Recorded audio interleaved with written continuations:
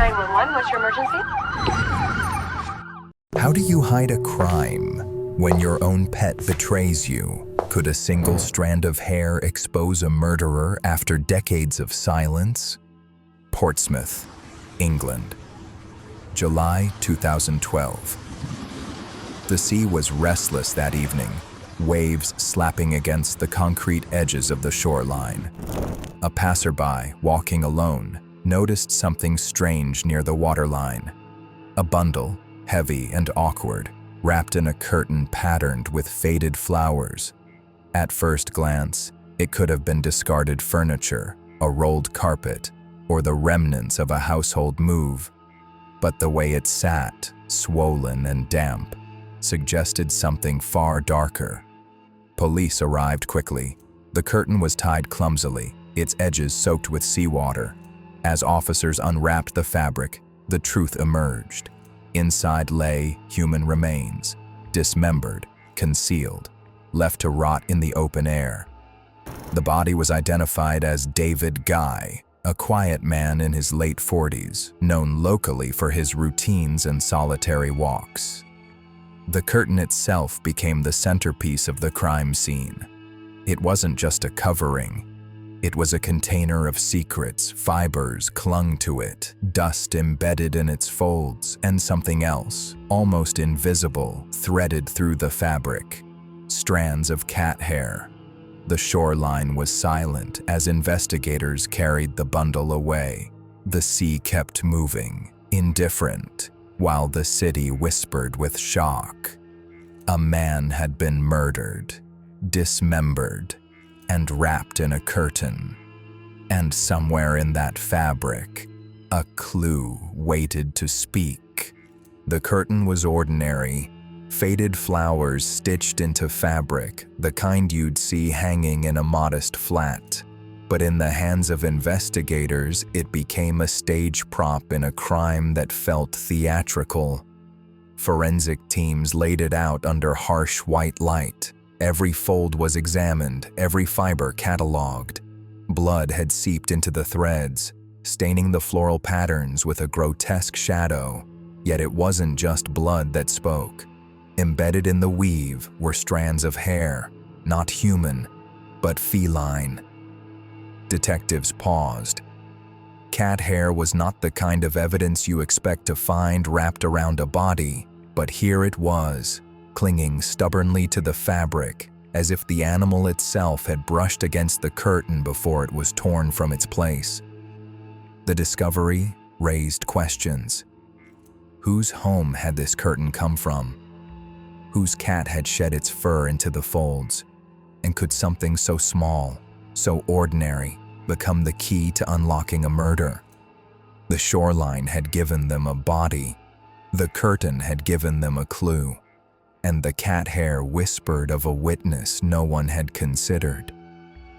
Detectives didn't have to look far. The curtain, with its faded floral print, was traced back to a nearby flat. Inside lived David Hilder, eccentric, volatile, and known to clash with the victim. David Guy Hilder's home was cluttered, a maze of possessions stacked against walls, shadows pooling in corners. And in the middle of it all, a cat roamed freely. Its fur clung to curtains, carpets, and clothing, drifting like silent witnesses across the room. Neighbors described Hilder as unpredictable. He could be warm one moment, hostile the next. His friendship with Guy was complicated, a bond built on proximity and routine, but poisoned by resentment. Guy often visited, sometimes stayed overnight. But arguments were frequent, sharp enough to echo through the walls. When police searched the flat, they found curtains identical to the one wrapped around Guy's body. More importantly, they found cat hair, the same type discovered on the crime scene curtain. To investigators, it was more than coincidence. It was a betrayal written in fur. The suspect had been found. The question now was whether the evidence could speak loudly enough to convict him. Detectives knew they had a suspect, but suspicion alone could not convict. They needed the story of the crime to be told by something that could not lie. That story lay in the curtain. Under forensic light, the fabric revealed its secrets. Blood patterns showed where the body had been pressed.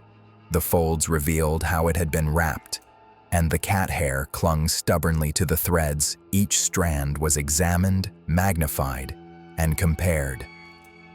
The results were undeniable.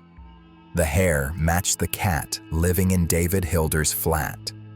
Science became the voice of the victim. Experts explained that cat hair, like fingerprints, carries unique identifiers.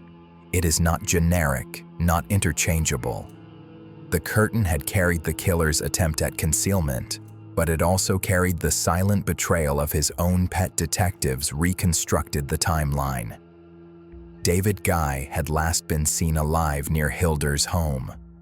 Witnesses recalled arguments, sharp and sudden, followed by silence. Hours later, Guy's body was found by the sea. The curtain tied the crime to Hilder's flat. The cat hair tied it to his life. The evidence spoke with clarity. It told of violence, concealment, and a killer who believed fabric could erase horror. But fabric had memory, and memory had fur. The courtroom became a stage, and the curtain, once soaked in seawater and blood, was now the centerpiece of a performance where science spoke louder than words. David Hilder sat at the defense table, his expression shifting between defiance and unease. The prosecution laid out the evidence with precision. The curtain traced to his flat, the cat hair matched to his pet, the timeline aligned with his movements. Each detail was presented not as speculation, but as fact, carved into fabric and fur. Witnesses painted Hilder as volatile, a man whose friendship with David Guy was poisoned by resentment. They recalled arguments, sudden bursts of anger, and the uneasy bond that tied the two men together. The jury listened, their attention fixed not on emotion, but on the forensic testimony that carried the weight of truth. Experts explained how cat hair, like fingerprints, could betray a killer. The strands found on the curtain were not random, not interchangeable. They belonged to Hilder's cat, and by extension, to Hilder's home. The defense tried to cast doubt, contamination, coincidence, misinterpretation, but the jury could not ignore the surreal detail. When the verdict was read, the courtroom held its breath. Hilder was convicted of manslaughter. The killing, the court believed, had not been premeditated, but born of a violent outburst. Yet the sentence was heavy, and the message clear. Even the smallest trace can bring justice. The curtain had concealed a body. The cat hair had revealed a killer. And the trial had shown that silence cannot erase truth. The cat hair murder was more than a crime. It became a lesson in how truth hides in the smallest details. Forensic science turned ordinary strands of fur into testimony, proving that even silence can be broken by evidence too stubborn to disappear. The case unsettled the public. People spoke of the surreal nature of it, a man betrayed not by witnesses, not by confession, but by his own pet. The curtain, once a household object, had become a symbol of concealment. The cat hair, once unnoticed, had become the thread that unraveled a killer's story. For investigators, it was a reminder that no crime is perfect. Every act leaves a trace. Every concealment carries a flaw. For the jury, it was proof that justice can arrive in unexpected forms. And for the city of Portsmouth, it was a chilling tale that blurred the line between the ordinary and the grotesque. The story lingered long after the verdict, a friendship destroyed, a body discarded, a killer convicted, all because of evidence so small it could have been brushed away. Yet it remained, clinging to fabric, waiting to speak. David Hilder believed he had hidden everything. He believed the curtain would swallow the horror, that the sea would carry away the evidence, that silence would protect him. But silence is never absolute. The cat had been there, brushing against fabric, leaving behind strands of fur that clung like memory. Those strands traveled with the curtain, wrapped around the body, carried to the shoreline. They waited, patient, until forensic light revealed them. In the end, it wasn't a confession that convicted him. It wasn't an eyewitness or a dramatic chase. It was something smaller, quieter, almost invisible.